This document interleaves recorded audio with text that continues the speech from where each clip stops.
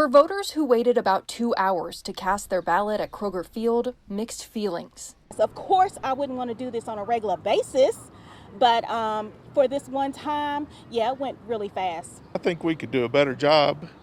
It wasn't set up for this.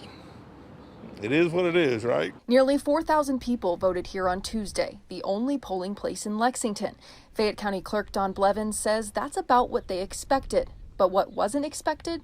What really happened was about every third or fourth voter had some sort of anomaly or problem that stopped the line. He says some voters showed up because they didn't receive their mail-in ballots. Some had already voted by mail but waited in line anyway. So lots of people with absentee mail ballot issues that they're bringing out to the stadium instead of contacting the office, that slowed our lines. Plus, he says while he's grateful to UK for working with him to set up Kroger Field as the location, it wasn't ideal. If I'd had Lexington Center, we wouldn't be having this conversation.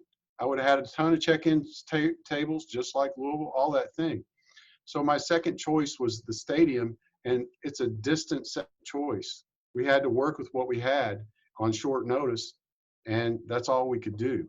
Of course, Lexington Center wasn't available because it's under construction right now.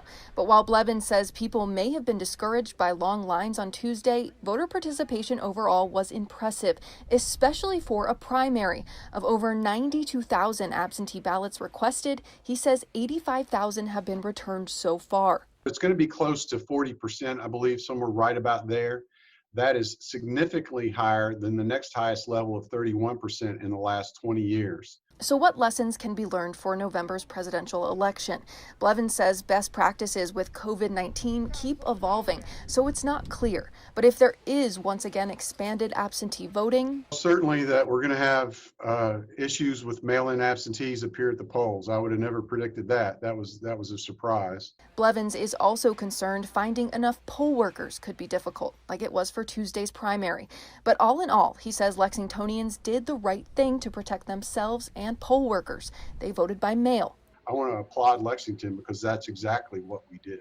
He says that ease of voting at home may be what motivated so many people to participate. In Lexington, Catherine Collins, LEX 18 News.